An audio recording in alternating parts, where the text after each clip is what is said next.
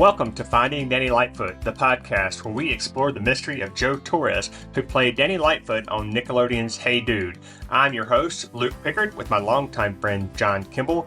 Join us as we explore clues, conduct interviews, and celebrate the legacy that was Hey Dude. Yippee-ki-yay, let's go. Howdy, folks, and welcome to Finding Danny Lightfoot, the podcast. I am your host, Luke Pickard, and I'm joined today with my longtime friend, John Kimball. We are here to bring you what might be the most complete and possibly the only interview with nearly the entire bar none staff from Hey Dude. We were originally going to pack all of this into one final 10th episode, but once we realized how in-depth these interviews turned out to be, there was just no way we were going to be able to leave anything out. So we have split them into two parts. Now I say nearly the entire bar none staff because we didn't get a chance to interview Mr. David Brisbane, Mr. Ernst himself. But David, if you're listening, we would love to do a part 3 just for you. Please let us know. Before we dive into the interviews, I do want to mention that we have video for most of these conversations, with the exception of Kelly Brown and Debbie Coleman, who ran into some technical difficulties when we were recording. If there's enough interest, we are open to outsourcing the editing for that footage. Feel free to email us at findingdannylightfoot@gmail.com if you would like to help make that happen, or if you have any questions about the interviews. All right, John, anything you want to add before we start this? I just want to say before we jump into the interview, this was maybe the most surreal moment of this whole experience, talking with David and Christine, and you'll hear me reacting to that feeling, just reiterating how appreciative we are of them being willing to come on and talk through their feelings about this, to kind of, as I said in the last episode, to kind of complete the picture of what happened this past year. Absolutely. So let's go ahead and get started with John and I and Christine Taylor and David Lascher. So one of the things that we wanted to talk about, first of all, we're going to do an episode 10, and our episode 10 is going to be the interviews with all of the cast, and maybe Lisa, who hosted us in Los Angeles. If she agrees, I think she might. So that's kind of what this is going to be.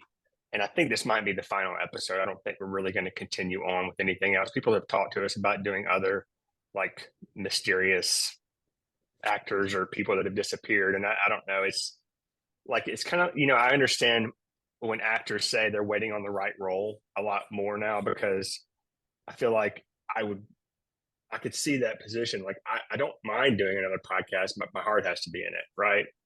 Like, that's a great idea, though. Actors that are like you can't find. That's a grid. Cool. Off the grid. Yeah. Yeah. Off the grid. That's the title. I love that. Off the grid. There you go.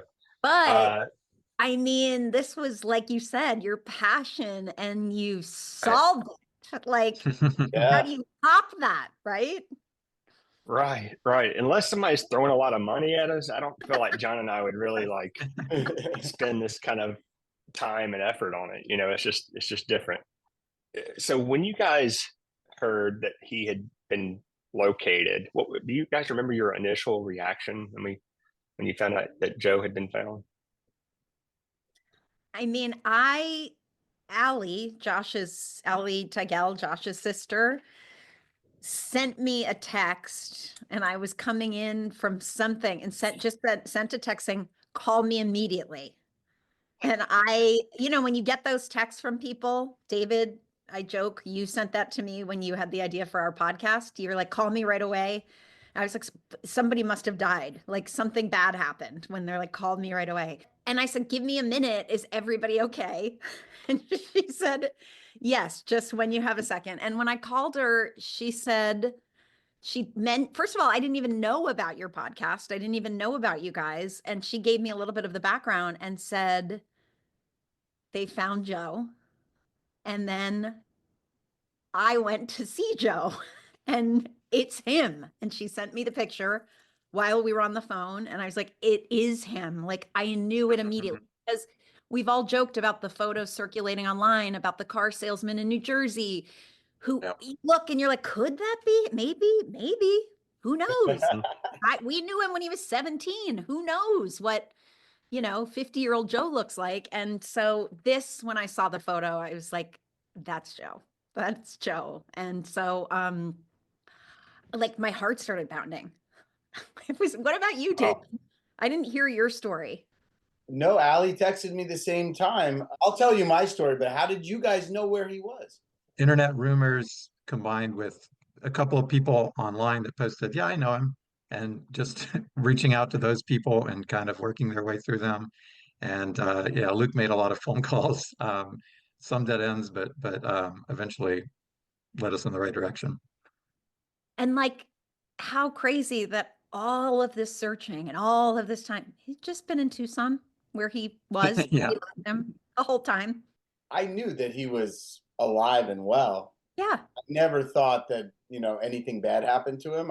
He's that kind of person that just likes his privacy. He does his own thing, but it was so great to see him when we all got together. It was like he's the same exact guy, same sense of humor, the same face. I mean, of course it's Joe, and he's the same guy. Yeah. Allie gave me his number after she talked to him and said, she said, I don't want to overwhelm you. This event is happening in LA. Everyone is going. We'd love to have you there. But like, do you want to talk to people? Do you want we don't want to bombard you with calls because this is a lot. I'm sure he shared with you. He also was he was cautious even with Allie, but she had enough information that he knew she was legit, that it all added up. She knew enough. She had enough But how about the fact that we take a guy that has been, not wanting to be seen or, talk to a lot of people. We ask him to come to a Nickelodeon festival. I know. There's supposed to be thousands of people. Like, what, like the worst thing we could ask him to do? Going from total isolation to complete now a public persona again, who people have been dying to see.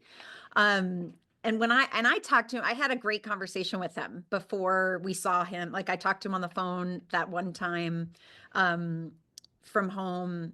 And the other thing I love, and it's right on brand, is he doesn't have an email. He doesn't text. He's an old-fashioned caller. It's just Joe. It all adds up. That's exactly, we did the show before cell phones and before computers.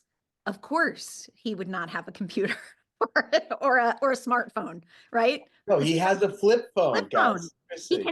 He can send calls in and out. He can, I think, receive texts, but not send them. But we had we talked on the phone for an hour, just reminiscing, and just all of the old jokes that we had came up again. It was like it was truly like no time had passed, which is, I think, almost the sort of overall theme when we all get together. It's like decades have gone by, but we all remember these things and we laugh and we have this bond we don't have with anybody else in our lives. That sort of condensed period of time being together that we share. And it's amazing. I got emotional when we were all together in LA, looking around the table at I can't believe we're all here just hanging out and it doesn't feel uncomfortable. We haven't spent time together as a group in 30 years. A lot of us have seen each other a little bit, but it felt like family, right? And same with Joe. I was so happy that he leaned in, right? And that he really embraced being welcomed back into the crew, because he deserves it. Everyone loves him. Was Hey Dude the first series or movie for both of you, Christine and David? I'm wondering if the bond formed a little bit because it was your first time doing something like this. It was my first TV series. I'd done commercials, right? You, David, and play local community theater. But this was like a TV show where you're working week after week with the same people in the same group. And yeah, it was like learning how to act, but everything is documented and you guys got to watch it. You got to watch our acting lessons. It was so much fun. Honestly. There are some episodes that I wish I'm like, oh man, some I wish we could have a do-over on. Those were always like the really heartfelt episodes where you had to muster up some tears. But it seemed like they gave you, Christine, a lot of the heavy lifting. I remember not only your brother in that episode, but then also when Buddy was trying to get his parents back together, you had to do some really emotional acting and that. I have no skill set to handle that. I remember I would take my yellow Walkman, with our headphones. It was the Play Sony sad Walkman. music. Yeah. And play sad music. That was I did not have real acting That's training at that point. Like I'd done a Burger King Counter Girl commercial and a couple other commercials. And I was like, I'm just going to listen to the music from Terms of Endearment and have a good cry. That's That was my access. I was like, okay, saddest movie I can think of, Terms of Endearment. Let's play that when I have to deal with my alcoholic brother on We were so scared that he was not going to want to talk to us. That was one thing that we were very aware of, is if he was staying out of the spotlight, there's could be a good reason for that. And we were a little bit hesitant to reach out. And that's why Allie being in the position she was so key, because had one of us, strangers out of the night, hey, we want to do it could have been completely different, right? it So could it have been really, like a full-on chase scene. yeah, exactly. And so a lot of time was spent on should we do this? Should we do that? Should we have so and so? And it was just very nerve-wracking. So when you made But- the plan with Allie, how soon after did she link you guys together? Had you spoken before the LA trip, or was that the first? I think the first time we actually talked to him directly was when you guys saw us. I mean, I think that was the first time. Yeah, just for your Um, listeners, I'm sure they have all the backstory, right? But the fact that he was unfindable in 2024 from Google, all social media, it was almost impossible, and only someone like Joe could pull that off. Yeah. I mean, you could find almost anyone, and then you guys find him. We ask him to come to LA for this giant first SplatCon of Nickelodeon stars or whatever. He comes to LA, the whole thing gets canceled. So we're like, oh my God, we brought Joe back into, entertainment, and this is what happens. But he made it actually turned out to be the most amazing weekend. Lisa Malamed hosted all of us, one of our writers. Most people stayed there. Jonathan stayed at my house. We all had dinners together and brunches, and it was the best way that it could have happened. Because if we were sitting in a convention center for 8 hours at our own booths, we never would have had that experience. So the fact that this thing got canceled and we got to literally just shack up together for a whole weekend I thought was so special. I think Joe did. I think I told you this, Christine, how telling it was about you guys as people and as friends to have that cancellation and to look at what people were saying. Oh no, this has ruined this. This has ruined this. And nobody from the show was complaining about that. What you guys were doing was trying to make it work so that you guys could still get together. So it shows how you prioritized your relationship with each other, which I think is really special. Oh, what and then, of about course, the making night it happen. we actually, who was it? Natanya, some of the other Nickelodeon actors all posted on social media that we're all going to meet at this bar in Burbank, and all the fans, anyone who bought a ticket that didn't get to meet us, come to this bar. And remember, Christine, we were all at dinner and we're like, let's go. Yeah. And It was like a game time decision. I remember everyone was like, because it was, we'd all been together since noon that day too. And this was 8 o'clock at night and everyone was winding down at that point. But we were all like, let's company move. Let's load into 3 cars and do a little caravan over there. And yeah, it was great. I think it was so worthwhile. I'm so glad we did it. So before this, when was the last time you guys had talked to Joe? Was it literally the day of the wrap party or whatever you call it? Well, I know Joe talked to us about this. I remember it, but David, I remember you were like, you did? Because he came through LA. Joe came through LA on a road trip. I would say 6 months after the show ended, and we all got together. He came to my apartment at that time, and I remember Joe saying he saw you.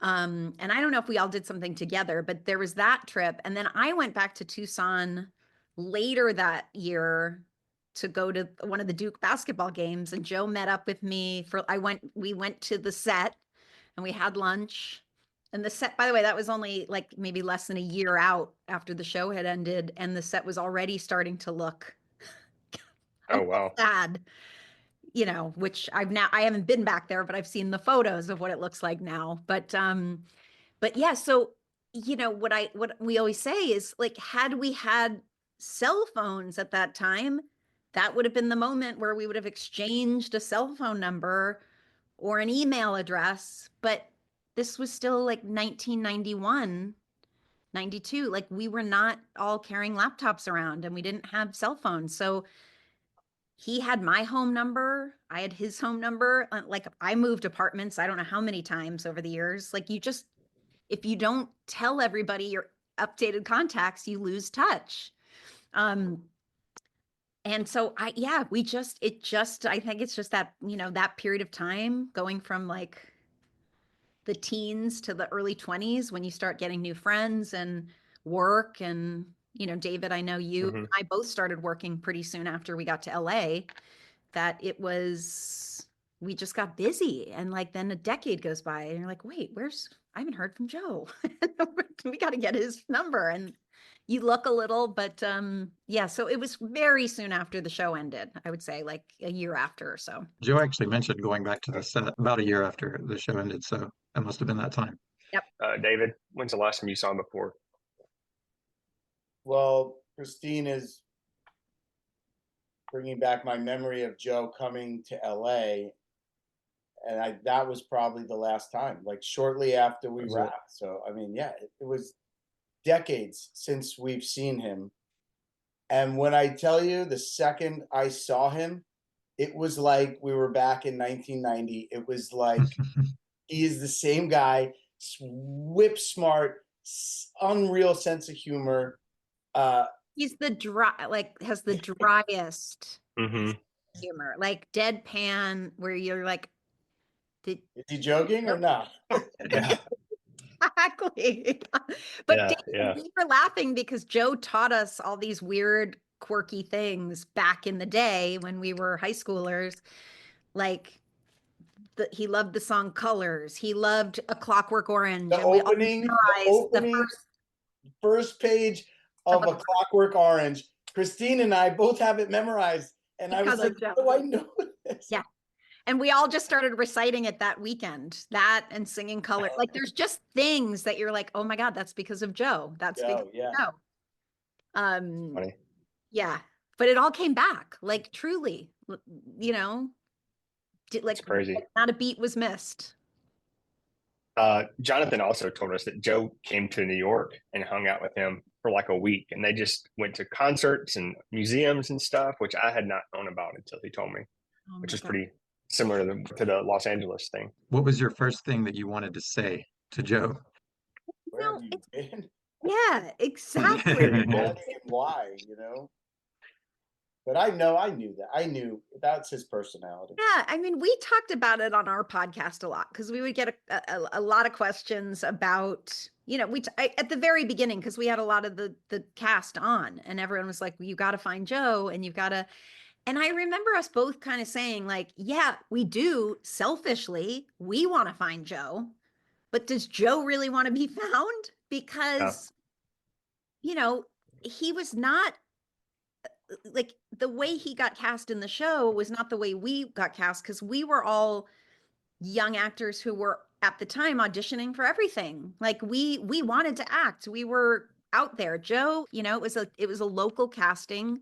We all joke about the story of when he said, I can't believe I'm making $2,500 to do this show. He goes, it's only like 2 months and I'm going to make $2,500. And I remember David going, no, you're making $2,500 times 13. You're making that much per episode. And I remember his mind was blown. Like, his mind was blown. Like, he hit the jackpot as far as like a kid who was just living his life in Tucson. When I first talked to him, I was nervous to call him too, because I was like, this is like, it's so meaningful that this is just a person that we were so close with, who it's almost like, how do you start the conversation? And Allie had said, I'm going to give Christine your number. I live in New York, but I still have a LA area code. So when he picked up, he must have seen the number, and he didn't even let me say it was me. He just started going into a run on a joke of something that we had talked about. No way. And I was like, so you obviously know it's me. And he's like, I took a stab. I don't get a lot of LA calls. And so it was just easy right off the bat. David, remember when you and I reconnected In Austin? Yeah, in Austin. Yeah, at ATX. Yeah. Yeah. That was kind of where a lot of us reconnected, honestly, 10 years ago. But I just remember Joe saying he was obviously still able to be located then, because he said he remembers getting a call about that. And he thought it was a joke. He didn't think it was real. And he didn't have any of our numbers to call and check. And so it was like he didn't trust that this thing was really happening, which is smart, by the way, because I mean, it did happen, but he was smart to think maybe this is a scam. Yeah. And we all showed up, and he didn't. He's like, oh, so that was real? I was like, yeah, that was real. We had been concerned about, similar to what you all are saying, is if he's actively hiding, then we're just being mean, right? We were trying to, and we would always say, I have a caveat, we're not trying to dox him, we're not trying to expose any information about him that he wouldn't want out there. But then it seemed like once we started talking to him that he wasn't actively hiding, he was just kind of passively hiding, right? He wasn't seeking the spotlight, but he told people he was from Hey Dude, and like the people that we were talking about on the internet, they knew he was from Hey Dude, so he wasn't hiding, from them at least.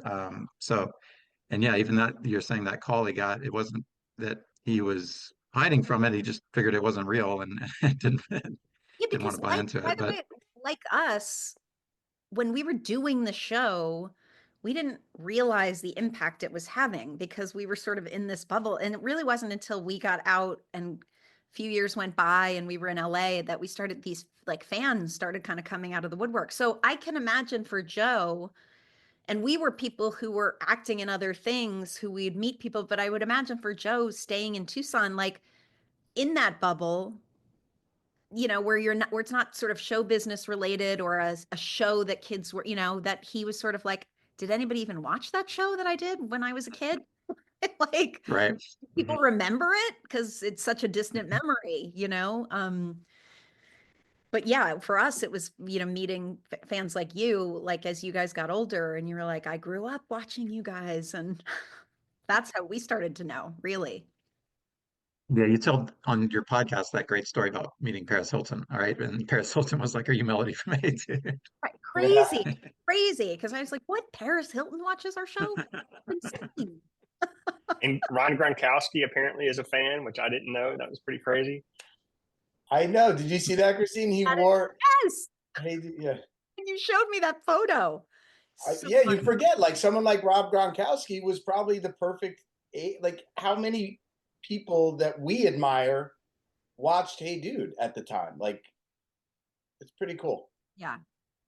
But I think Joe is such a juxtaposition of like the culture today. Everyone wants to be seen and grow their audiences and their own personal brand and get likes and all this stuff.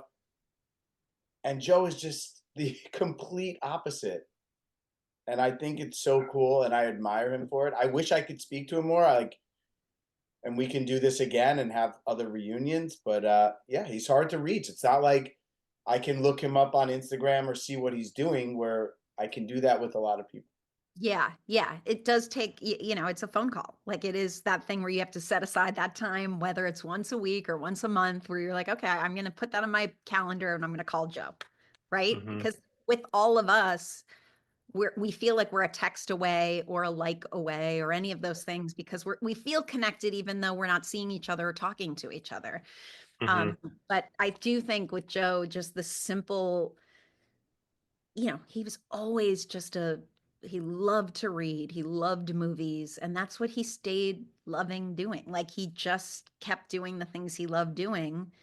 And he even said to me too, which I thought was great, was I love seeing a problem and finding a solution. Like I'm really good at that. And I said, that's very metaphorical too, because it's, Mm-hmm. physically fixing things, but you're also like a problem solver. And and you've managed to not let the rest of the world and the craziness and all of it get to you. Like he's still just so the same, like has the same heart, has the same sense of humor, stay so rooted, so grounded.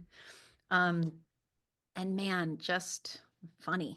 Along the lines of what you were saying, David, Luke asked Joe in our interview of him if he would be interested in selling art on commission. And he immediately kind of reacted negatively to that, meaning like he didn't want to sell paintings or drawings to people just because he was, Joe Torres, who played Danny on Hey Dude. So his reaction to that was, I don't think I need to refine my skills if I'm going to do anything like that. I wouldn't want to sell things just based on who I was and what I did. So I thought that was really fitting with the description you all are making of his personality and character. Yeah. Yeah. Alan, our one of our head writers, was wearing one of Joe when we all called and we were FaceTiming a lot of the crew that week, that weekend in October too, and FaceTiming, and Alan was wearing a Joe Torres original. I guess it was a t-shirt Joe must have made in I heard about 1990. that. And he Alan still was had like, it. Yep. I forgot. He was a great artist. I mean, he introduced us to Salvador Dali, right? He was obsessed with Dali. Yep. He was way more cultured and knowledgeable about music, literature, films, and art than I was. Like a New Yorker. You were a New Yorker. Yeah, I'm a New Yorker. He lives in Tucson, and he taught me about all this stuff. Yeah, so true. Do you guys have any like a story or two that you can share about something that happened involving Danny on the set that maybe people don't know about? We laughed about this because we watched the blooper reel that lives somewhere on YouTube. And I'm not throwing Joe under the bus at all because we said this in front of his face. Like, he was not an actor. Like, when he was given in one particular episode a like 2-page monologue. Even for somebody who has an incredible memorization skill, you still have to act it and deliver it. And there is a scene in the blooper reel that is, and we're all wearing like top hats or something. I think it was season 1, the first season. And he's trying to give us some sort of a Native American lesson or metaphor in life. And it was this giant monologue. And we were all, he could not get it. He could not get this monologue. He would go like, and you would see it in his eyes too. You would see him start to say it and start to say, and there was something about, and the rabbit and the deer and and he would just, he was just like holding his breath and trying to get through it. And I remember we were all sitting there like, we're cut to like take 13. I mean, Christine, you rarely got upset. I know. That's what I know. That's when I look back at myself in a lot of those bloopers or stories or things, I'm like, oh God, what an annoying person I was to be that upset. But I was a kid too. I was obviously tired. It was like, just get the lines. Or how about this with the director? How about you cut it up, like have him do a part of it, get that part. Like, you know what I mean? So I do remember we were laughing so hard when we watched the bloopers, last month, when we were sort of like, how crazy. Those acting got better and better though. Oh my, well, then he started to just be him, right? I feel like he just started, what I loved, and we've talked about this on our podcast, is that because we were living with the writers and they got to know us personally, it was like they would write for our strengths and for the things we love to do and love to talk about. And so you see it as the show evolves. Joe gets to talk more about the creative stuff, and you see the spark, but he did. He got more natural in front of the camera. Like he figured it out after the first season. He just became like a really natural actor. Very real, yeah. And yeah, remember that episode where he had challenged Ted to try and live a day without anything that Native Americans created. And it was like Ted couldn't do anything, couldn't eat anything, couldn't go anywhere. And yeah, you couldn't wear certain clothes, right? Yeah. It was such a cool, unique episode. And he was so good in that. Yeah. he really played an important role. I mean, in educating, particularly like a young, impressionable audience about, Native American culture and like having that representation on the screen. And he told us that he does have some Native American ancestry, but he's not affiliated with any tribe. So there's an authenticity there that really came across. That was ahead of its time too. I mean, Yeah. you did not see that on any shows Kids really, show. let alone a kids show on Yeah. Nickelodeon. So that was really neat. And I do just feel like he really just came into his own. As I think at first he felt like he was a little bit of a fish out of water, like, oh, everybody's from New York and from everybody's actors. And it was like, I mean, I can't think of Hey Dude without Danny, right? Like he just rounds up the group. Like he was the voice of reason. He was the one who He was wise. he was wise. He Hmm. was even tempered. And he was like, we were always like the crazy ones around him. And he was always sort of like, even just his voice, right? And David, I talked about this a lot when you left for that season to go do the other show in LA. Like John and Joe and I were like inseparable. Yeah. We did everything together. Um, yeah, lots of going out to eat, lots of mini golfing, lots of like, because my attention was with you, and then David left, and then John came in, and then we just became this like, Yeah, like your brothers. yes, exactly. So, and it's just still feels like that, like just seeing them also, it was so great to see John and Joe reunite and to see you and Joe like I loved sort of the moments of being a fly on the wall and seeing it. Like it was so heartwarming. I mean, when I came in, because I came in a little later the first night to Lisa's house, you guys had already been hanging out, and Joe, like when he saw me, like he gave me this big bear hug, and he just sobbed, and it was so He amazing. cried when he saw you. Yes, he Oh my! cried. And I'm it gonna was cry right now. I know. And it was just like we have so many pictures. It's just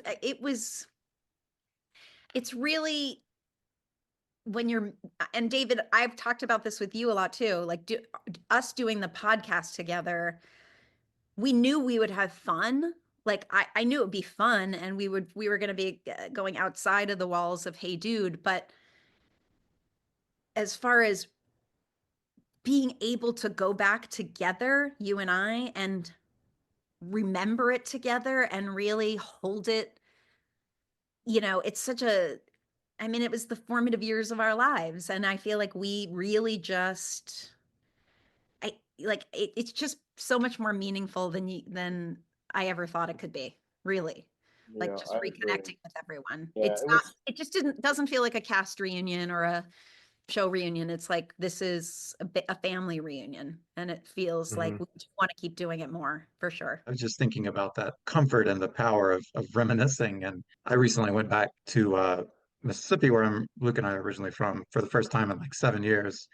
And just I met up with a few people, I saw my family, saw the places that I grew up going to, and there's a power to that just being able to remember together with someone else who was there. Yeah, because you, like I say it all the time, you fill in the things you don't remember, you have somebody else to fill in those, Yeah, right? And then yeah. it becomes this clearer picture, and it's forever etched in our hearts for sure. It's like trauma bonding, but without the trauma, whatever you call that. Like I'm sure there's a little trauma sprinkled in there. maybe, yeah, Just like teen trauma that you probably right. would say it was traumatic, but just Yeah, teen drama. Christine says Duke basketball, and I start shaking. No one else knows that, but she. Oh gosh. Funny. So you're talking about your podcast. John and I we've gone back and checked out obviously different episodes, but the last time we looked for it, it like referred us to like a different podcast. Are you guys still doing that, or are you kind of out of it, or just taking a hiatus? We had a 2-year deal with iHeartMedia, and they were amazing, and we had a great experience there. But we're moving the show to a different network for several reasons. I feel like iHeart helped us launch, and we really had so much fun, and our people that listened are really passionate about it.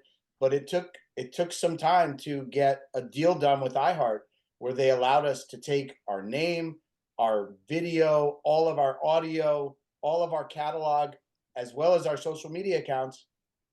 So that's what, since the summer, that's what we've been waiting for. And yeah, Christine and I actually have a meeting right after this with a company that I think might be good, but there's a lot of interest. So I would hope that it starts up right after the holidays. So the plan is to bring it back. You're just not sure what platform it's going to land on. Yes. Yeah, exactly. And Okay.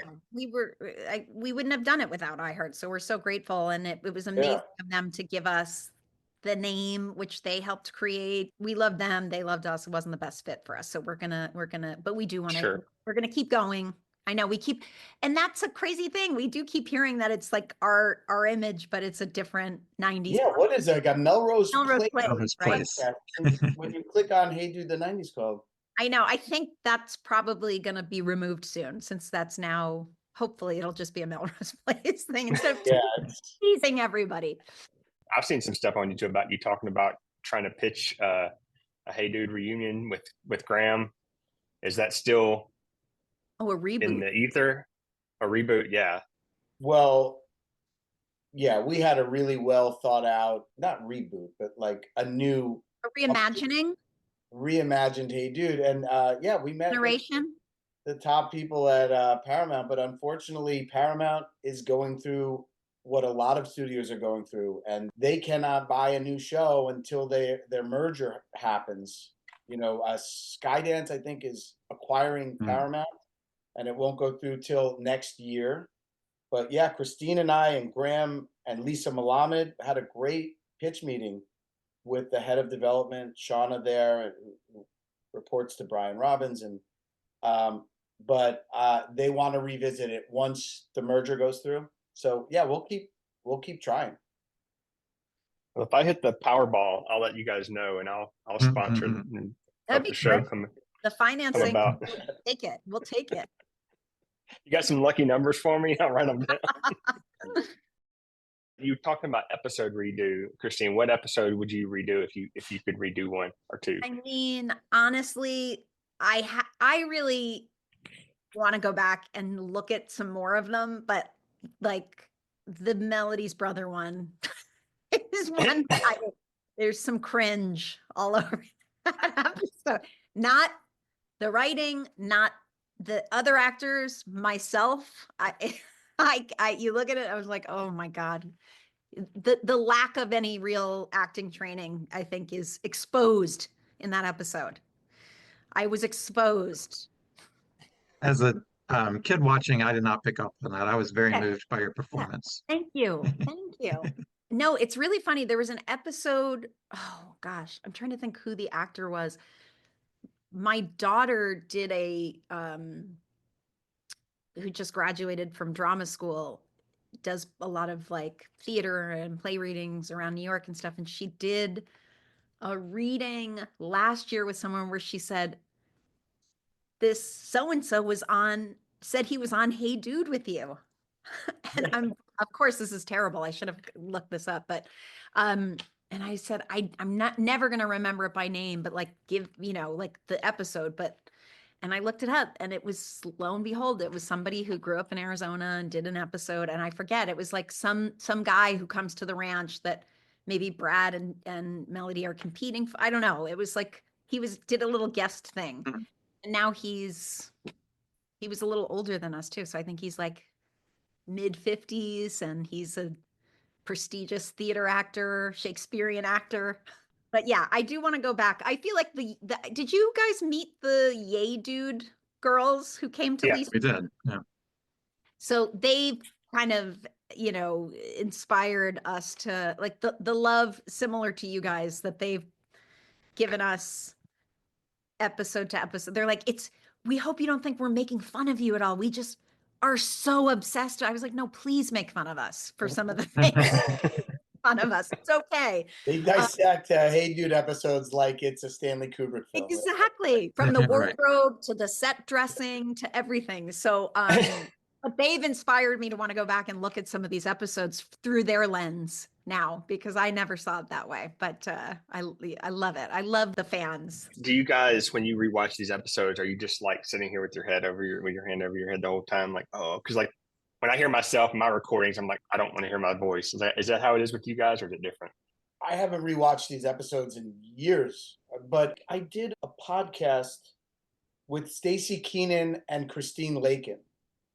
Oh They yeah, have a podcast, right? Step by Step. Yeah, their producer and their social media team created this social post of the things that I was talking about that I loved about Hey Dude, things I learned about on Hey Dude, physical comedy, stuff like that. So like I got to watch this beautiful compilation of all of us in, you know, a 30 to 60-second clip.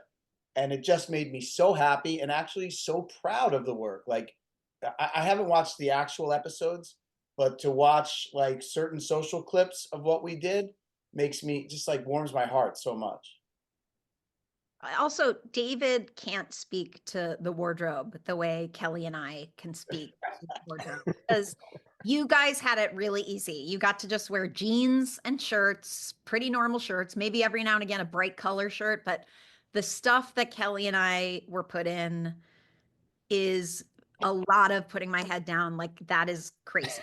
That is crazy that was chosen to be worn together. The neon orange and the neon green all at the same time, tucked into the acid wash jeans. Oh, with the full hypercolor shirts. Yeah. So I cringe a little at the wardrobe for sure. I look back on it too, and I'm like, we were so young. So you have to have a little compassion. Like, not everybody gets to see themselves, especially during that period of time where it's a little, you're sort of like ending the high school years, but you're still a little insecure. You haven't quite found yourself. So it's like seeing it all unfold through the writers and through each other, like our own little insecurities and the things we knew we were good at, and then the things that we were not so good at. And so I don't know, it's like a living, breathing journal that we get to lay eyes on anytime we want. Where would your characters be if the show was still going on? Where do you think that Melody and Ted would be now? Well, I know what I wrote. I think, I mean, the way I imagined it was that Ted ended up marrying Melody, and they have a teenage daughter, and they're going through a separation, and Ted leaves his job on Wall Street and says, I'm going to buy the Bar None. I need to find myself again, and things ensue. But I always liked that, like, Ted was so obsessed with the edgy girl and ignored the girl that was his best friend. And I always thought it'd be cool if Ted and Melody ended up together, because you want to marry your best friend, not the girl that's so elusive and you're chasing. Yeah, that was my take on it. I like it. Yeah, and I'm just going to roll with that, because once David painted the picture, I was like, I couldn't imagine it any other way. I think Melody would still remain like number one priority, being the mom, being the nurturer, the one who takes care of everyone. And I think, like we talked about a little bit with their future, that she kind of reaches that point where she's like, you got to take care of yourself, Ted. I'm not taking care of you anymore. Sounds like my conversations with Jill. Hey, none of this is drawn from real life at all, right? Yeah, nothing. None of it. No, people writing about what they know, that doesn't happen. What 90s shows are you guys fans of? There's so many. That's why I'm my heyday of TV was Family Ties, Growing Pains. Those were more like late. More 80s, yeah, because like when we were your age, that was shows in the 80s. But but 90s was like Dawson's Creek and Felicity and all those like 90210. 90210, yes. Huge, because we moved to LA, and I remember every week I would watch that with my roommate. Yeah. But I wasn't I was really into the Hogan family. Really? Yes, Jason Bateman of it all. I also really remember, and David, you and I talked about it, but like I do remember, and this was before I knew him, this weird sketch show that came on, the Ben Stiller show. And I was like, this show is so weird. And I love it. So dark and weird. And like, who are these people? And I love it. Totally. And then it was gone.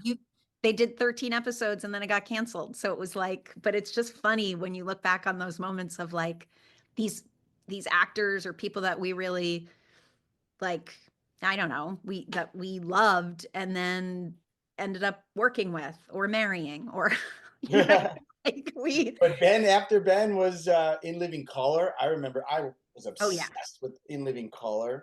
Yeah. Those sketch shows. Yeah, and Saturday Night Live still amazingly is so good and relevant.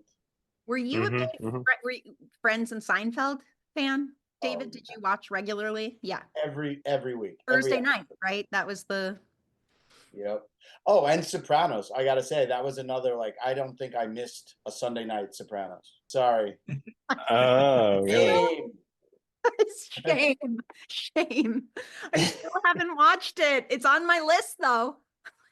I feel like every time it came up on the podcast, I'm like, that's going to be my summer watch. That's going to be my holiday watch. I'm actually jealous that you still can like see it for the first time. Yeah. Do you feel any sort of rivalry with Saved by the Bell? I mean, it's like similar time that it came on, and I mean, for Luke and me, I think it's like those were the two shows that really hit us the hardest at that age. I remember feeling like when I saw it while we were shooting Hey Dude, I remember it coming on Saturday morning and it was the NBC show. So it was like the big network. And I was like, that I was totally sort of like, this is the show that's getting all the attention because it's on NBC. But, we're like a different version of it. Our show's just not as easy to access because not everyone had Nickelodeon. Yeah. So I do remember feeling that. And then I went and did an episode of it and it was fun. Oh, right. Zach tutors you, right? Yeah, I tutor Zach, right? Oh, that's right. Okay. No. He tutors me, but we're doing it. He thinks it's to date me, right? Or something like that. And then I turns something out like that. Actually, I just really just want him to tutor me, right? Because he's smart, really smart. Right? That's another aspect of my nostalgia for Hey Dude. For you two in particular, whenever I would see you in something else, it was like I had a little victory. Like these people from my childhood show, like their success is like my success. Like I was rooting for you all. So that was always a lot of fun when I saw you in other things. And that's so cool. So cool. Anything you guys want to plug? That's about it for me. I mean, anything you guys want to talk about that we can make sure that gets on the podcast for anybody that's listening? I mean, we definitely want to plug the return of Hey Dude, the 90s Called podcast. 2025. 2025. It'll be found anywhere you used to find us, and we're really excited about it. And then we have also a TV show with this company called Cineflix, and we're going out with it in January called 90s Mixtapes to turn the idea of our podcast into a docuseries where Christine and I go interview people with a documentary film crew. And then I've been producing a comedy tour called the Rock Comedy Tour, sponsored by Rocket Mortgage and Dan Gilbert, and Mike Young, one of my best friends, is the founder of it. So we're doing 25 cities, and I'm creating all the content surrounding the tour. Some of the best comedians. The website is rockcomedytour.com. The docuseries sounds really cool. I'd be excited for that. It seems like it could be really fun and really cool, and getting like, reunions of casts together from the 90s and, and interviewing individual people that we've had on the show, but you'd see them on camera and maybe go revisit like the set that or like the location or some, like trying to kind of really take the podcast and elevate it a little bit, but along the same lines of 90s nostalgia, because it's just so good. There's just so much of it and people love it right now. That's one good thing about our generation getting older is you get to see these kind of things actually start happening that never happened because who cared about us, No, it's true though. You're right. And now there's so many places to be able to actualize these things with streaming, and we're hoping to land at a fun place for that, which will be fun. I know. I feel like we're somehow strangely stuck together, David, you and me. I Next think chapter of our lives. that makes me happy. I'm very happy. Yes, we've enjoyed it so much. Enormous gratitude to the two of you for doing this and for making the show way back in the day, that gave us so much joy. So thank you. Thank Our you. pleasure. Thank you so much, guys, for Thank being you guys here. for finding Joe, finding Yes, David. thank you. Our Yes. pleasure. You Our did it. pleasure. You brought us all such a gift, and we thank you for that. So goes both ways. Thanks again, everybody, for listening. My name is Luke Pickard, and here's John Kimball. One thought that I had as we were having this conversation with Christine and David, reflecting on, our memories of the show, their memories of having been on the show, and this reunion with Joe Torres, and I kept thinking, if I go back to when I was a kid, 8 to 10 years old, watching this show, Hey Dude, on Nickelodeon, and dreaming of being friends with the gang at the Barnon Ranch and hanging out with them and going on these adventures with them where everything always turns out okay in the end. What was I really dreaming about? What scenario was I imagining? And I think one of the things I could have imagined is a scenario in which Danny Lightfoot was lost, and me and my good friend Luke went out into the desert, pulled him up out of a mine shaft, and brought him back and reunited him with the rest of the staff at the Bar None. That's a dream I could have had. and in that sense, this process sounds dramatic and maybe it is, but pretentious, maybe it is, self-indulgent, maybe.